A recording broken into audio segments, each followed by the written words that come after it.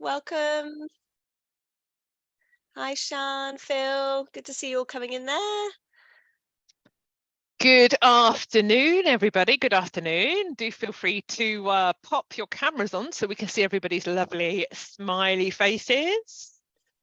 Got some good numbers registered for today, so hopefully we're going to get a really nice group of people, I think. Good to see some familiar faces. Hi, Jennifer. How are you? Nice to see you. I can see Mr. Whitehouse is also there as well, but camera off at the moment. Ah, there we go. Thanks, Phil. Nice to see your lovely face. Hi, Nice. Phil. Great to see Carol as well. Nice to see you. It's Sean. Who else have we got? Suzanne just coming in now. Fantastic. We're just going to give everybody a couple of minutes just to join us. We've got quite a few people registered for today's session. So it is 1 o'clock, so feel free to have some lunch if this is your lunch period that you've given up for our webinar, which we appreciate very much as well. I hope everybody's good. Do say hello in the chat. It's always good to introduce yourself so others in the session know who else is here, because it's always useful to have these moments as well, just to be online with some other people similar to yourself. So yeah, do say hi. Thanks, Carol, for your message there. It'll be a pretty interactive session as well today, so you'll have lots of opportunities to interact over the next hour, which is good. Absolutely. Oh, looking forward to the session as always. Always great to have you, Phil, and Emily as well. Hi, thanks very much, Jennifer. Looking forward to today's session. Fantastic. Just joined us. Give us a little hello in the chat box. As Hayley said, it's going to be an interactive session, so we're just going to give it a couple of minutes for folk to join us. Sean says hello to one and all from a not so sunny Nottingham. Oh, yeah, it's a little bit overcast down here in the West Country. The sun's doing its best to get through the clouds, but yeah, we want this nice hot sunshine that they keep promising us on the weather every night, right? Like 20-degree sunshine apparently. So Eric, you also told me there was going to be colleagues in the sector from Nottingham. Being a passionate Derby supporter and from Derby, I would have had a different change my mind. Is it people from Nottingham? Come on, bit of local rivalry there. If I'm going to correct it, it's actually Long Eaton, and we are Derby. Fair play. No, we're back on. Oh, love it. They were out of the playoffs, weren't they? So I know, very sad. Where you are. I would have took it. Phil says, "Oh dear, huge Forest fan here." It's nice. There, Phil. It's nice to see you all, but I'll speak to you later after I'm done. You can't leave us now, Stu. You're in. Well, we're about 3 minutes in, so I'm sure there's some other colleagues who are due to join us. But for the respect of everybody who's joined us at 1 o'clock, let's get going if that's okay. Hayley said it's an interactive session today. We are recording the session as well, so we've got a playback if needed. But yeah, let's get going, shall we? So yeah, in the chat box, so you'll see the chat box. I'm sure everybody knows where that is on Zoom, and your toolbar at the bottom. Just give us a very brief intro.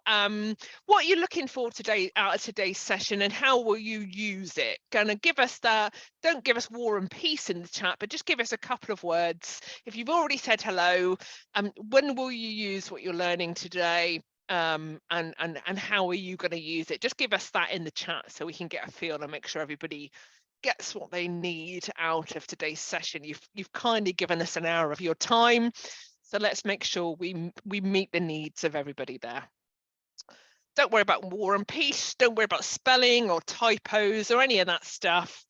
But how and when are you going to use what we cover in today's session? So we've got a really good case study coming from Stu, who's the Group Operations Director at SCL, and then Hayley's going to take us through a bit of a remote teaching virtual learning taster masterclass for you to kind of understand some of the techniques that we use at Quantum Rise and the impact that Stu's going to talk about that in the teams that we've been working with at SCL Education. Philip says, looking at using what I learned today to take back to the team for CPD. Love that. Phil says lifetime training curriculum team do drive a digital first concept, but always good to see new ideas and approaches. Absolutely. Collaboration, sharing best practice. Sean says my own teaching delivery and support the curriculum design, writing for the active leisure sector at Lifetime. Love that. Carol says, I'll use this on a daily basis as I deliver vocational virtual classrooms.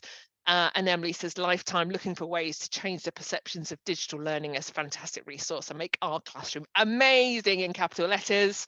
Liz says, looking for new ideas for digital teaching and learning. And Suzanne says, for new ideas for virtual classrooms, coach learners through English resit. Thank you so much, everybody.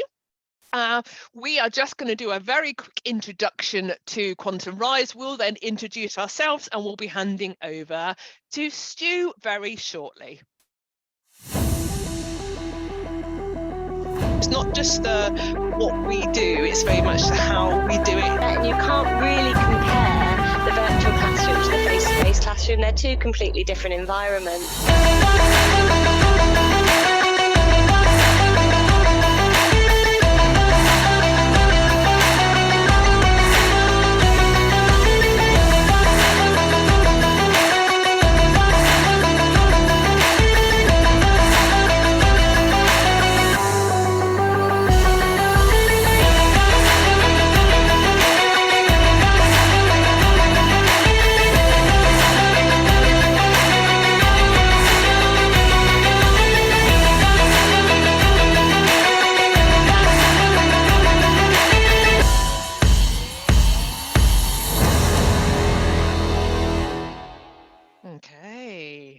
So thank you everyone for joining us. My name's Erica Farmer. I am the co-founder and business director of Quantum Rise Talent Group. Got 20 years experience in some of the UK's largest brands, including British Gas, Virgin and Specsavers. Held various head of L&D, head of apprenticeship roles, including heading up British Gas as the apprenticeship provider and Virgin Care. And I tend to work with apprenticeship providers on things like digital learning strategy, governance, sitting on boards, supporting with learning compliance, etc. And I will hand you over to Hayley Bird, my business partner. Thank you, Erica. So yeah, Hayley Bird, as you can see, I'm delivery director at Quantum Rise. So I'm responsible for all things quality of delivery, and that includes our virtual training upskill programs, which you'll see a little taster of today, and obviously hear from Stu, who's very kindly come along here to share his experience as well and the impact that that's had. So my passion for virtual facilitation is a strong one. You might pick up on it. I often get told, you're so bubbly and enthusiastic online, and I can't help it because I'm massively passionate about the impact it can have, not just actually on learners, but on me as well as a trainer and facilitator. So we've built Quantum Rise on this methodology of really great interactive virtual and digital learning, which is what we're going to give you a little taster of and share with you today. But I'm not going to talk about me any longer because we'll come back to myself very shortly. I'm going to hand you over now to Stu at SCL, who I know a lot of you would have come in as well to hear from. So over to you, Stu. Thanks, Hayley. Thanks, Eric, and good afternoon, everyone. And thanks for letting me share a bit of time on this webinar session, just to go through a bit of a case study, really, of how we benefited significantly from the services of Quantum Rise and how we've seen some clear changes in our teachers' performance, pedagogy, impact, particularly on arguably one of the most challenging parts of provision, which is English and Maths and our English and Maths strategy. So just a bit of an introduction into I guess, myself. So my life has just been education from the point of leaving university and of going into being a teacher, and just became very, very passionate about wanting to have more impact upon many people's lives, and as a result went through the system in the sense of being a teacher to middle management, to senior management, to vice principals of further education colleges, and now moving into the training provider space to continue to really drive forward curriculum quality and, of course, commercial opportunities growth to impact more and more people's lives, really. So that's me. So I guess I'm just going to spend 15 minutes, if that, on just sharing a little bit of our case study in terms of, as I said, how we benefited significantly from working closely with Quantum Rise. So for those that don't know who SCL are, and if you were to look at our website, which is going through a rebrand at the moment, you would think we are just a sports provider, a provider of sport education, and we are, but we are also so much more. So we deliver study programs to 16 to 18-year-olds across 75 satellite sites across the UK, where we use the vehicle of sport, esports, performing arts as an influencer to get young people into our classrooms, and then we do our magic when we get them in the classrooms, using these vehicles to ensure that they don't just have a piece of paper that says I can now go to uni, work, or an apprenticeship, but I can survive in modern day Britain. I'm confident, I'm standing out from the crowd because of the behaviours and attitudes we develop through the vehicle of our curriculum. But we also deliver apprenticeships across the country in sport and also other sectors. And we also provide national adult skills training to a number of communities, particularly harnessing where our satellite sites are based within communities, and using, again, vehicles such as sport to give adults an opportunity of learning skills in demand whilst developing the confidence to apply those skills within work. So SCL is very much a national provider of education using these vehicles to make things, that's our value added proposition. So we're very, very focused on continuing our drive within that direction. So that's us, that's SCL. And of course, what you'll see on this graph, and those of you will notice that I've purposely put West Ham and Yorkshire the wrong way round. So that's just a little bit of a, to keep everyone on their toes. I am going to have a conversation with whoever's put this slide together. But there's just a couple of testimonials of some of the sites we work at, some of the clubs that we work with. But we predominantly deliver as much face-to-face delivery as we can across all of our provision types. But of course, because we've got such a spread of sites across the country, as far as up as Newcastle, as south as Bournemouth, Cornwall, etc., there is parts of our provision we need to deliver remote, and we jumped on, well before, to be fair, COVID, the use of technology enablers to allow us to deliver high quality teaching and learning to those learners that we couldn't get in front of. And we understood, as we got into that space, we knew, and I think Hayley, you picked this up in the video, it's a different type of environment, a different skill set, and a different level of confidence you need to develop in teachers to deliver high quality digital learning, virtual learning, remote learning. So we jumped on this a few years back, but then I came into contact with Quantum Rise. I think it was about two and a half years ago, Erica. I think it was a couple, and it was based on the fact that we have a very clear English and math strategy, and we know that it's the most challenging, or one of the most challenging areas, particularly for young people who have perhaps not done that well at school, have perhaps come from communities where aspirationally these aren't seen as necessarily really vital, critical qualifications. And yet all of that challenge we added to by also saying we're going to deliver this virtually in some places because we can't get physically teachers to the locations that we deliver English and maths to, because as you can see, we deliver to over 1,600 across the UK. So we really did some analysis of what were our challenges. Okay, so we had brilliant teachers who could go into classrooms and deliver excellent lessons in very challenging subject spaces. But when we started to deep dive and do lesson visits and observe the digital, the online learning, it became clear that there was a number of challenges we had to overcome and we had to address very quickly, because there were some learners who were being disadvantaged by us not landing the type of quality we expect to land. So these were the challenges. We knew that we had some issues with engagement and confidence with technology as our teachers and our learners. We understood that there was a high level of workload on the teacher, not because they were doing anything other than using a different vehicle to plan lessons and develop lessons. And actually that was adding more time to developing high quality resources and using technology enablers and software to make lessons interactive and engaging, which was actually adding lots of time on their preparation. So we knew we needed to get them skilled, get them a toolkit to really drive us forward. So we knew there was a challenge on teacher workload. We, of course, started to have high travel expenses because we were getting teachers across the country to do as much face-to-face as possible. So we needed to address that in the best way. Not saying pounds come before people, by the way, but it was still something we had to look at.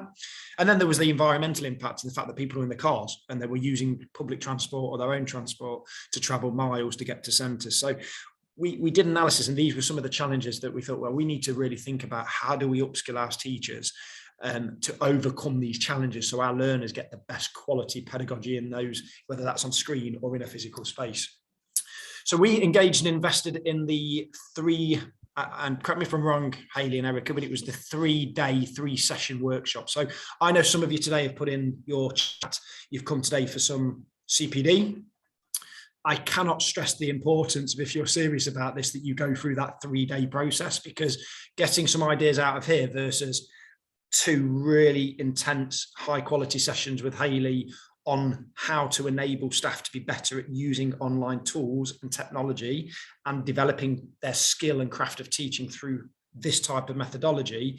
And then session 3, getting them to deliver an example session to Hayley and getting all this like a feedback and tips and actions and improvement areas was second to none. And we've done this now for 2 years. And what you can see on the screen is some early indications of what's happened this year. And I'm not making this up, by the way, for the sake of this, this workshop. We're generally seeing the impact of getting our teachers to deliver better quality lessons through online technology enablers as a result of what we did with Quantum Rise. And of course, you can see there's some nice early indications of where we're seeing improvements on most importantly, our learner voice, but also in terms of some of our achievement rates. And at the end, you can see the GCSE English and Maths improvement in grade 1 and above. We've also seen a 6% grade 4. We're projecting a 6% increase in grade 4s for Maths and a 4% increase in grade 4s in English, based on our projections of mock assessments and how learners have done over the milestones we put in terms of formative assessment. So we're delighted with this, and I think this is just a start, because we have still got the same challenges of all of you who is involved in the delivery of English and Maths to adults and young people, in terms of getting them to believe and engage in these subjects. But we've seen already the improvements as a result of equipping our teachers better. And therefore, we are delighted with the impact that we're seeing currently in this area of our provision.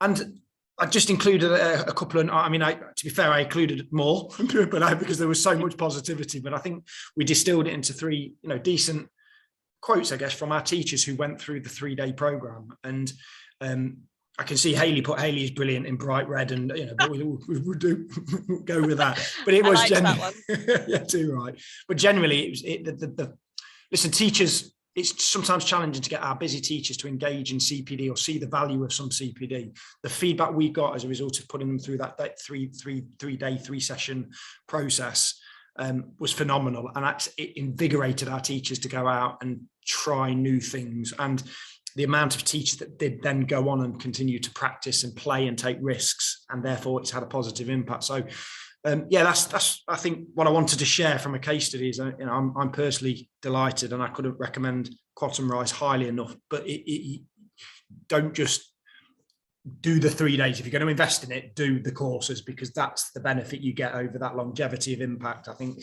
it's okay coming to these and picking a few ideas, but actually when you see and go through that process, we've seen a massive impact on our teacher craft, their engagement, and therefore our learner experience. So yeah, that's where we're at. So thank you. Brilliant. Thank you so much, Stu. And yeah, and that wasn't intentional. I'm glad I gave you the heads up earlier now that it was Emma that did these lovely slides, and not me that highlighted how brilliant I am in bright orange. But it's fine.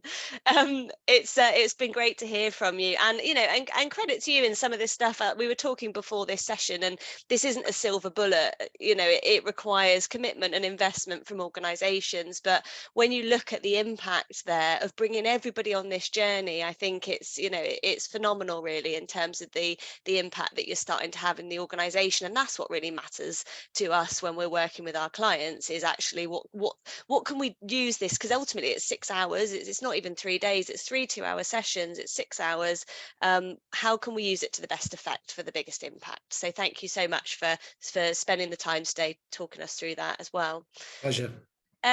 So I'm going to give you now a little bit of a taster, I suppose, in some of the stuff that Stu's talking about. Now, a lot of people have said in the chat, I want to take what I learned today or find out today and bring that back to the business. And as I've said, we're going to have probably about half an hour of a bit of an example or taster, if you like, of a session. So do bear in mind that it probably won't answer all the questions or the hows or the whats, but I'm hoping that it gives you a bit of inspiration, really, because some of the things that Stu's been talking about there is down to equipping people with tools and skills to do this differently. But if I'm 100% honest with you, they're probably a lot of skills that they've already got and already know. And what this program brings is oh yeah, I can use that for that. It's a light bulb mindset shift, and it's quick, actually, practical and easy to apply. So hopefully we can introduce you to some of that, what that feels like today. But obviously with the caveat that we're running on a much shorter session. So as I've already explained, as my passion for virtual learning comes from the true, genuine belief that I think it can be as good as, probably better than a lot of face-to-face training interventions that I've certainly attended in my many years in skills and education as well. And I think that you can create really interactive, really experiential learning opportunities for people, but we need to think about things differently, and we need to do things a little bit differently. So there's a shift in this skill set and mindset around actually bringing a lot of this to life, keeping things simple, using the tools we've got in our toolkit differently, as opposed to adding in more solutions and tech and apps and things to use along the way. So to get us going on this, it's always useful to think about what the top challenges are. So we've talked about it, we're raving about it, all this great stuff, but let's acknowledge the fact that there are challenges when it comes to virtual learning, teaching or training. So just in the chat box, let me know in there, what are the top challenges of virtual training? Now, this could be for you as an organization, it could be for your learners when they're attending, but what are the things that we're finding challenging, that we're still needing to overcome, even with this huge shift into remote working and remote sessions? And I'm going to give you a minute just to have a think about that, and pop your ideas in the chat. Do share them with us, because it's your sharing of ideas that will give us the real value from this session and really bring it to life for us. So what are those top challenges? Again, you don't need to write War and Peace, a few keywords, and don't worry about spelling and all that stuff. We can all see past that, but just use the chat. What are those challenges? What are the things that you maybe are finding challenging, or that the people around you and that you're hearing are finding challenging? I'll give you a minute for some of those to come in. You see lots of people typing away there in the cameras as well.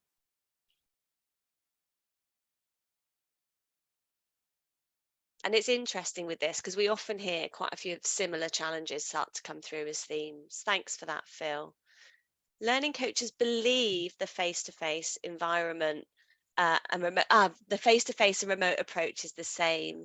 Yes, so there's this perception, and that's the mindset shift that I'm talking about as well, Phil, because often the actual skill set piece is almost the easier bit, because people are in the right place to hear it and to try it. It's definitely that belief, that assumption, those perceptions. Tech issues. How do we know they're taking things on in the virtual classrooms? How do I make sure they're engaging? I mean, Carol, how do we know people are taking things on board face to face a lot of the time? But absolutely agree, it's harder for us as facilitators to capture that and manage that. So I think that's a really great point. And how do I keep them engaged all the way through? Because let's face it, it's a long time to be sat in front of a computer. So, you know, as facilitators, trainers, teachers, we need to make sure we're respecting that energy and that time that people have set aside. I'm seeing all sorts of different things coming in here around engagement, Sian, definitely. Educating clients. Yes, Jennifer. You know, this isn't just about getting one person on board. This is a big shift that Stu's been talking about there, you know, getting everybody, bringing everyone on the journey. Absolutely. Getting people to attend, and natural preferences face to face. I do think people love a face to face environment. You know, you'd rather sit around around a table with your family, wouldn't you, on Christmas Day, as opposed to a Zoom quiz, which I know many of us had to endure. But they're two very different environments, and sometimes I wonder if we just hear the preference for face to face because we're hearing from the louder people who want to be in that people environment. We often lose the quieter people in the room sometimes and what they prefer. Motivation, overcoming failures, lots of reactions and likes there from Erica, definitely. Innovative resources, yes, for sure, Liz. There's so many great things coming in here. Getting learners online at work, firewalls, yes, it's that technology barrier, isn't it? And we're still in that space, yet we're flying ahead to AI and ChatGPT and all these great techie things, but we can't even overcome a firewall in Teams yet. So, you know, we've got a long way to go, haven't we, in getting there? Brilliant stuff. Okay, good. Some great thoughts there. So we follow a lady called Cindy Huggett, who is another virtual learning expert, but she's got so many she does a lot of research and some great resources that she shares as well. And every year she does a state of virtual training report, which is hundreds of participants, and we often take part in it as well. And these are the top 5 challenges. Top 1, unengaged participants. Why are our participants unengaged? It's probably nothing to do with their fault. It's probably the environment, the experience, what we're allowing them to experience from us. And the 5th one there is unskilled facilitators. And there's 2 things here that we can do something about. We can support that. So I'm going to give you a little bit of an indication as to how that feels. So what I'd like you to do now is have a think about your own delivery. Now, if you're not front facing with your learners all the time, think about your meetings, think about any communication that you hold or facilitate with a group of people. And I want you to score yourself on a scale of 1 to 10. How confident are you in delivering engaging and interactive sessions online? Now, I'd like you to put your answer into chat, but don't press enter. And we'll always get people that will press enter, but try not to. Just type your number in your score and don't share it yet. Just press enter. And once you've done that and you've put your answer in there, just give me a hands up in the reactions so I can see that you're ready to send your score in, but don't press enter. Okay, brilliant. I got a nice thumbs up there, Sean. Lots of hands up going up. Thanks, Carol. Don't overthink it. Stick your answer in. And when I see we've got a good number of responses, we'll be ready to go. Brilliant. Okay, press enter. Let's see what we've got. Okay, so we've got a nice variety of different responses. We've got some 6s, some 7s, some 8s. Lots of 6s coming in there as well. Good. So this is telling me that in the group we've got pretty good kind of, I'm all right, I'm pretty confident in my online delivery, but I think there's probably a bit more that I can do with that. Brilliant. Okay. So I'm going to ask you another question now. We're going to do another chat, hold and send for this. In your session, so if you're running a session, whether it's an hour or 2 hours, it doesn't even matter, even if it's half an hour, how frequently in minutes should you be engaging with your audience? Should you be asking your learners to do something? How frequently in minutes? Now, this time when we do the chat, hold and send, I'm just going to draw a line in so we can differentiate between the last question and this one in the chat. When you put your answer in, this time go to hands up. There was a few thumbs up that went up earlier. Now, the thing with thumbs up is they disappear after a few seconds. So when you're trying to facilitate a group, it's easy for you to lose sight because they disappear. So use your hands up as opposed to your thumbs up this time. So type your answer in and then give me a hands up. Thanks, Phil. How frequently should you engage in an online session in minutes? And again, just have a guess and think about whether the session's half an hour or 2 hours. It doesn't matter. How frequently should I be asking you to do something? So pop your answer in the chat and give me a hands up when you're ready to send. And don't overthink it. I'll wait for a few more to come in. We've got a few hands up. Thanks, Phil, Shan and Jennifer. Thanks, Liz. Emily's has gone up there as well. Brilliant stuff. Okay. Okay, let's press enter and see what we've got. Okay, brilliant. Got 10 minutes, 5 minutes, 3 minutes, 5 minutes, 5 minutes. Brilliant. Spot on. 10 minutes, Liz. So you're already there in terms of engagement. So really, up to every 5 minutes, we want to be getting people to do something. Now, this sounds, well, yeah, of course we need to be getting people to do something every few minutes, otherwise they'll get bored out of their mind. But we do talk at people and as engaging as it is, sometimes people are just going to zone out naturally if we're not asking them to do things. Now, the problem is if we're asking people big open questions all the time and we're getting them to respond vocally or through the mic, that can feel really good to us as facilitators, trainers, teachers. It feels good to us because we're having a good chat, we're having a good conversation, so the group must be engaged. But whilst I'm chatting to 1 or 2 people, what's happening to the rest of the group? They're slowly just going to drift away and zone out, because whoever's having that conversation is holding the fort for them. So it gives them that permission to come away from the session. So that's why it's really important to bring in a variety of different interactions. And emails, Erica, they're distracting, aren't they? Any notifications, emails, anything that's going on can be really, really distracting for us, for sure. So it's not just about interacting up to every 5 minutes. It's about thinking about the variety of interactions and the engagement techniques that we're using. So the tech is really important. We've got to know how to drive the car before we can spot the hazards going on around us. But what really matters is how we're engaging people and how we can engage people with some really quite quick wins with a bit of thought going into this. So what I'm going to do is I'm going to generate a bit of a whiteboard. We're going to get a load of sticky notes onto a Jamboard of all the different types of interaction you can think of that you can bring Teams, Zoom, to any online platform. And I don't want you just to write chat. I want you to think about the different ways to use chat. Really break it down into a number of different interaction methods. And I want to see how many we can fill this board with. So you can see on here, I've got a Jamboard. It's just a Google Jamboard. I'm just going to share this link in the chat with you, and you'll be able to click on it. It will take you into a different web browser, and you can add post-it notes onto the whiteboard. So the fourth icon down on the left-hand side is a sticky note.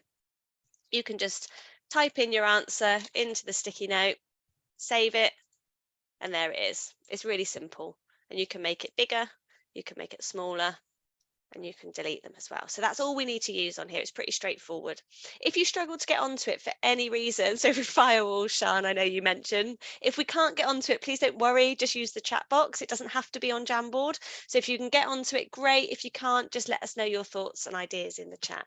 But again, as many different types of functionality as you can think of. So I'm just going to copy that link, and I'm going to pop it into the chat. Okay, so I'll give you a minute to get onto that one.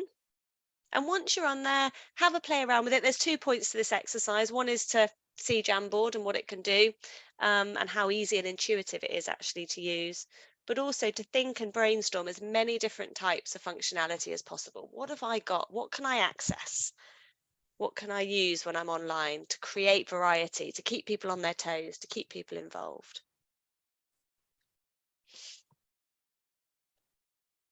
Whiteboards and sticky notes. I'm just going to move some around as well, because you'll notice they all come on top of each other. Brilliant, some great stuff coming in here. Annotation, there's a couple of people that have put annotation. If you're feeling brave and you've put annotation, do come back in and unmute yourself and let us know how you use it. How do you use annotation in your sessions?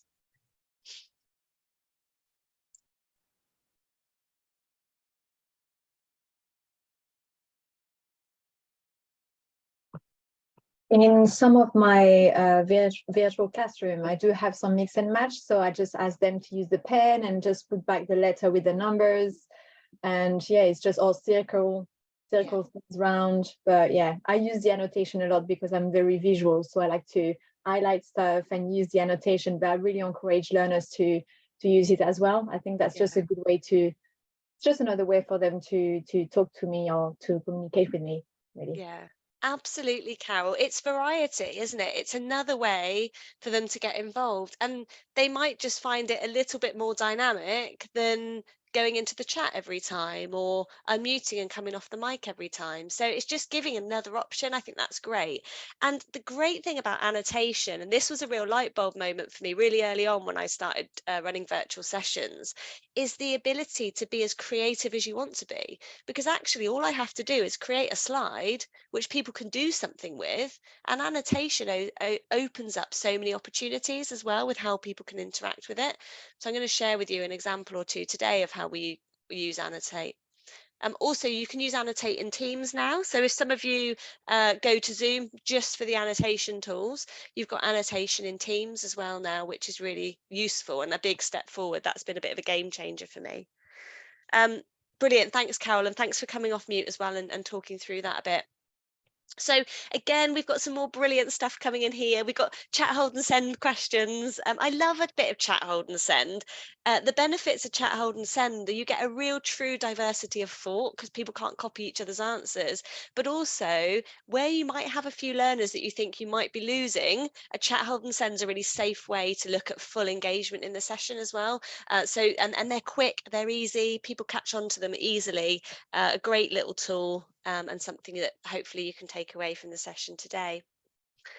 Brilliant. Quizzes, we've got PowerPoint Live. Yes, the closed captions and English as an additional language are great with PowerPoint Live. You can translate PowerPoint decks, again, all on Teams, but really, really useful. The only downside to PowerPoint Live is if you as a facilitator like two screens, PowerPoint Live condenses it onto one. So it can either be a massive pro if you've got one screen in Teams, but it can be a bit of a disadvantage sometimes if you like the two and like to have everything up.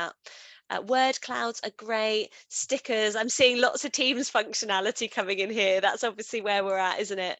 Emojis, resources such as Padlet for sure, whiteboard sticky notes, getting learners to share their screen, Slido's fantastic, word searches. We've got a couple people there that have put word searches in, Jamboard. So there's so much variety.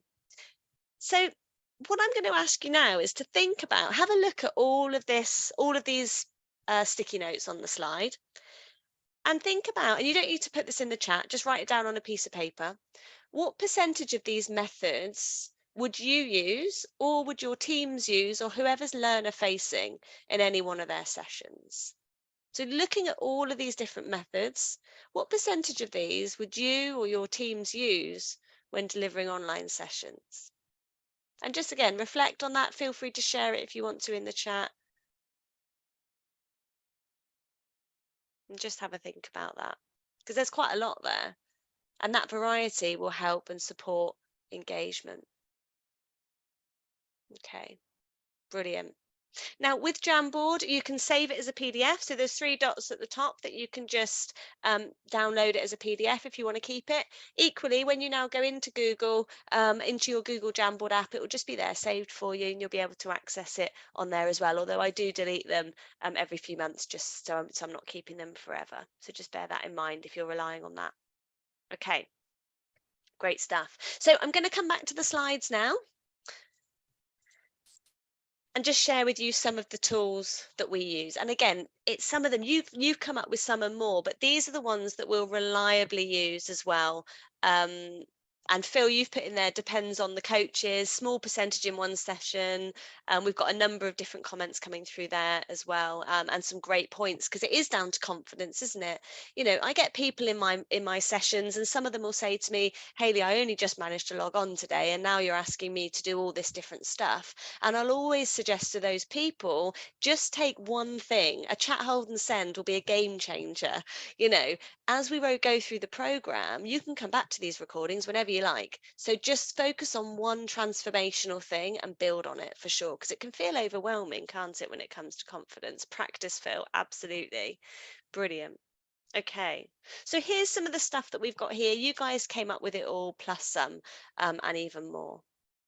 Now, as we mentioned before, we talked a little bit about annotation tools. Now, in Zoom, annotation tools have been there since Zoom's been there, I think, for us to access. And we used it a lot when at the start of lockdown, we were in Zoom all the time because I loved annotation.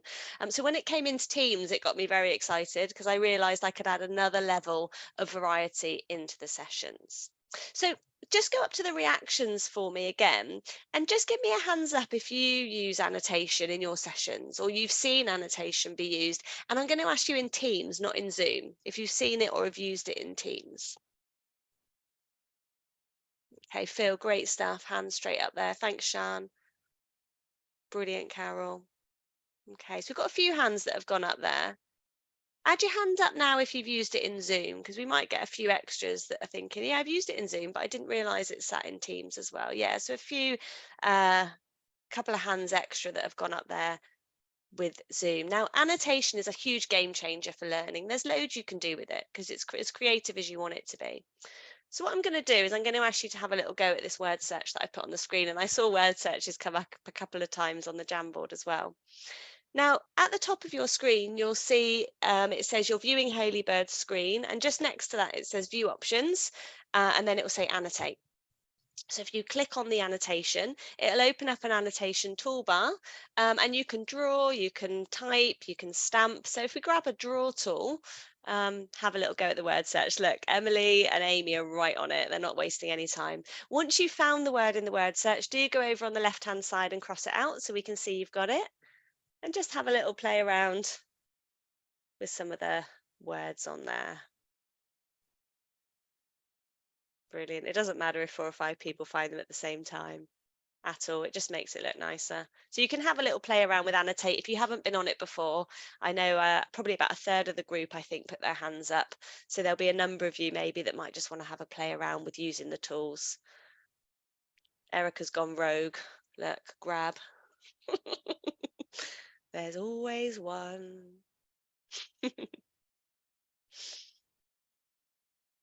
Great stuff. I think we've got them all. So just a really quick exercise. Obviously, we haven't got long today, but you can see the types of things that you might want to use Annotate for. You might want to use it for something like this. I'm going to share another way as well that you might want to use it. So I'm going to clear away the annotation. I can annotate, but everyone's quicker at spotting the words. We all have our strengths, see, for sure. Okay, so I'm just going to clear away the drawings, and I'm going to come back now as well to this slide. And what you can do with Annotate is bring it in ad hoc to sessions as well. So what I'm going to ask you to do now is have a little look at the functionality list on the screen. Have your annotation tools open, and this time go to a stamp. And I'd like you to grab one of the stamps. It might be a tick or a heart or a star, whichever one you want to have a play around with, and stamp on here one thing that you could do more of. What could I incorporate into my sessions that I'm not already doing? Or what can I influence and support my teams in incorporating into their sessions? So again, annotation really quickly, great for self-reflection, great for just looking at something and thinking, yeah, I can do more of that. It gives you as a facilitator an opportunity to explore development areas or strengths as well, if you wanted to bring in the strengths to use. Okay, good stuff. I'm going to clear the drawings away now. Again, write it down, use it as your takeaway for the session, whatever it might be going forward.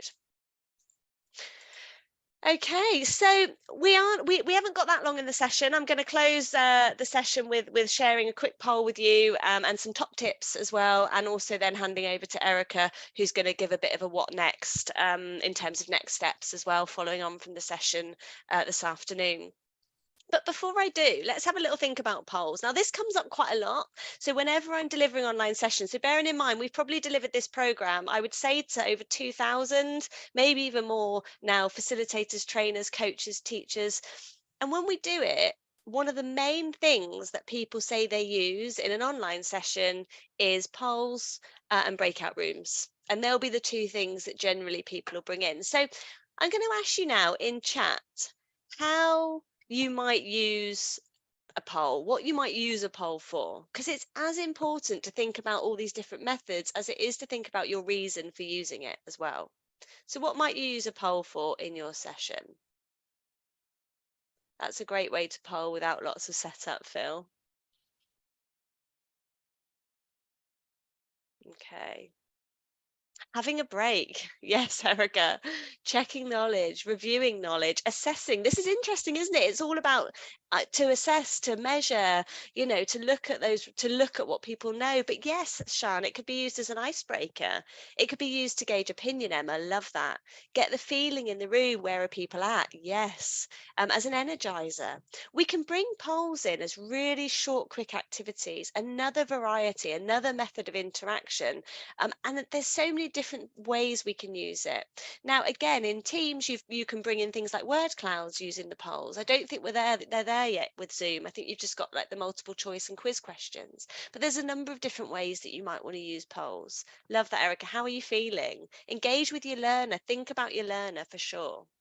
To engage and show people need to pay attention. Absolutely, you must pay attention. But let's make people want to pay attention to it, you know, want to be engrossed in it and learning in it for sure. And frequent engagement will go a long way to doing that.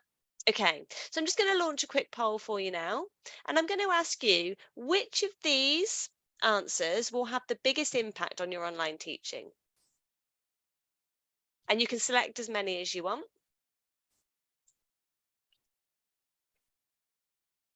Which of these will have the biggest impact on your online teaching?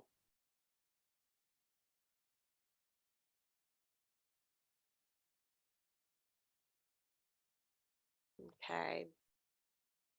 Lots of answers, lots of people selecting a variety of different things here actually as well.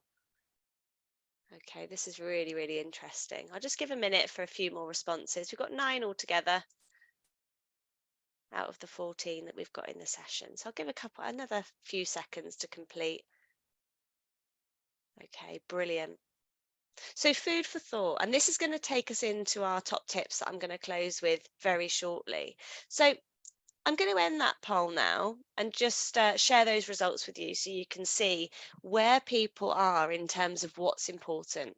Now, really, and me and Erica spoke about this before the session, I should have put an all of the above, because they're all going to have a big impact on online delivery and your focus. However, it's really good to see and to challenge ourselves to pick and choose in terms of what's important to you, because it's all very good me giving you my top tips, but you've got to align with that and sort of buy into that as well. So having a look then at the results from the group, there's an 11 out of 12 saying varying my interaction methods. If I vary the way I interact with my group, I'm going to increase engagement. And I could almost guarantee on my experience that that would absolutely be the case. That's a really quick win actually for people. It's just bringing in more variety and upping that in terms of the pace. I'm really interested that 7 out of 12 have said asking questions. So by asking questions, you're going to get people to think for themselves rather than giving them the answer. So one of the biggest things that is useful in terms of design methodology and that shift from face-to-face to online is sticking a load of questions in throughout your content. Ask a question before you give people information. And that in itself will also turn it hugely around in terms of engagement. Okay, great stuff. So I'm going to stop sharing the poll now, and I'm going to go in to some of our top tips. So I've spoken a lot about asking questions. Very quickly in the chat, or you can pop your hands up if you want to come off mute for sure, but it's totally up to you. What have you noticed about this session and this just short taster? What have you noticed about the questions I'm asking? What am I adding to my questions on that slide? What am I sharing with you when it comes to the questions that I'm asking? And if you want to pop your hands up and come off mute, that's absolutely fine. We're quite a small group, so it's no problem if that's what you want to do. Sian, great to have your hand up there. What are your thoughts? I'm lazy, so I can't bother to type. Love it. Stalker. Well, your questions are backed up by the question on the screen, and then quite an impactful image as well, I've noticed. So there's not a lot on the screen, but what is on the screen is quite impactful when you're looking at it. So although you're hearing it verbally, you're also being able to read it as well as maybe interpret it from the picture. Absolutely spot on, Sian. So you've just hit the nail on the head. You know, we challenge ourselves a lot to think about what are the real key points here. Now, as designers, it's very easy to say, but all of this is important. It all needs to be on my slide. Of course, it's important because it's course content. But in reality, if I share all of that with my learners, they're not going to read it anyway. So if I challenge myself to pick out the absolute key points and only have that to focus on, then it's more likely to land. So yeah, great observation. And same with the questions, you know, what's the question? What do I want people to be thinking about? Brilliant. We can't read and listen at the same time, says Erica. We can't. There will be a couple people that always say to me in sessions, oh, well, actually, I can read and listen at the same time. But that's the same as saying that you can write with your right hand and your left hand, the same, isn't it? Some people always can. There's always a few, but the majority of us can't. Same with no bullets, clutters our minds, Erica, absolutely. Dual coding, Stu, absolutely right. Good stuff, some great thoughts. Ask more questions about what do you think? Yes, let's ask questions because we want to hear from our learners, and that brings us really clearly to the next point. Now, how many of you, and put your hand up if you want, just give me a yes in the chat, whatever you want to do. How many of you have delivered a session or had a group of learners or had a meeting and you've asked a question and you've just had a tumbleweed moment? You've had no responses. You've asked the question and, well, Hayley's telling me to ask more questions, but you get nothing back. And I think that happens, Erica's saying yes, I think that happens a lot in sessions. A hand's up there from Carol. And we think, well, what more can I do? My group just aren't really very engaged. Yes, from Sian. Now, if we tell people how we want them to respond to the question that we're asking, you will increase the number of responses that you get. Because it's not that people don't want to respond, but they just don't quite know, or there's an awkward silence now. Does she want me to open my mic? Does she want me to type it in? Oh, and now she's moved on because she felt uncomfortable because she wasn't getting any responses to the question. So just be crystal clear on how you want people to respond, so clear that you write it onto the slide. And if you do that as well, and you write onto the slide how you want people to react, you can also look at your session after you've designed it go back at all your question slides and make sure you're being varied. Make sure there's some variety in there as well. So there's a couple of reasons. Yeah, absolutely, Erica. This is any group that you want to motivate and empower and encourage to engage online, whether that's a group of your team or learners. Variety, we've hammered this one home today, haven't we? Vary your interactions. Keep the content practical. So think about, right, when my learners leave here, what are they going to be able to do differently? Or am I just sharing a load of stuff? Because when people come online in this type of pacey, short environment, they want something they can walk away with at the end, something tangible. And that's what learners are going to be looking for, especially as learners start to feel more empowered into the future as well. And this one, well, this is everything. So be yourself, be authentic and confident. And I always find just by bringing a little bit of energy, a little bit of informal energy even, people connect with you so much quicker. And the quicker you can build that connection with people online, the more impactful the time that you have together will be, the more engaged people feel because they want to hear from you. And that's our tips that we've pulled together over a number of times. There's more, of course, there's more. There's a load of stuff that sits underneath that. Trying to drill this down into such a short period of time is challenging, but hopefully it's given you something to think about in terms of some of the things to do going forward.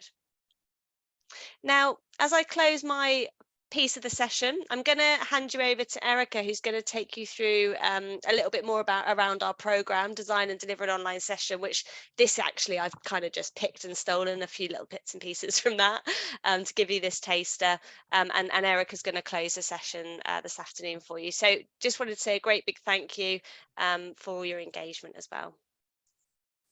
Brilliant. Thank you so much, Hayley. I'm sure there's something there that everybody can take away, and Hayley said it's scratching the surface of what we do deliver. So in the chat, I'm going to share a number of resources with you just to keep you hooked in for the next couple of minutes. So I've just put a link into our website Thought Pieces page.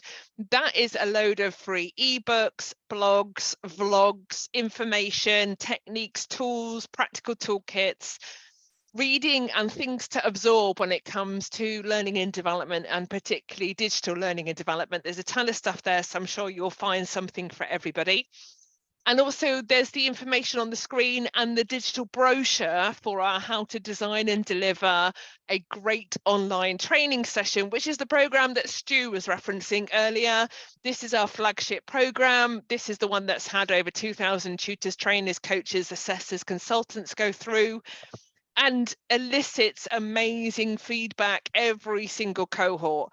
Hayley is the lead deliverer on this, and you would have seen Hayley's delivery style as part of the session today.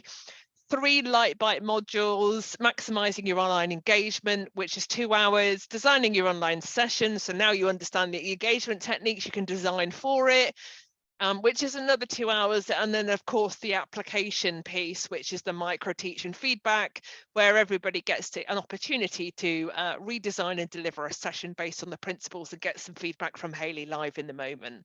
It's a fantastic program, and like we've said, we get amazing feedback from it every time. It really truly does revolutionize people's online training and teaching. So if you're interested, do get in touch. These are our details. So the website is quantumrise.co.uk. The generic email is hello@quantumrise.co.uk, or you can email Erica, ERICA, @quantumrise.co.uk, and I can certainly tell you more information should you like it. Thank you very much, everybody. I know I'm just going to hand back to Stu very quickly, just to kind of summarize a little bit. And we've just got a little bit of an ask from Stu. But thank you so much for attending the session today. Really appreciate your interaction and engagement. And I shall hand to Stu now. Thanks, Erica. Thanks.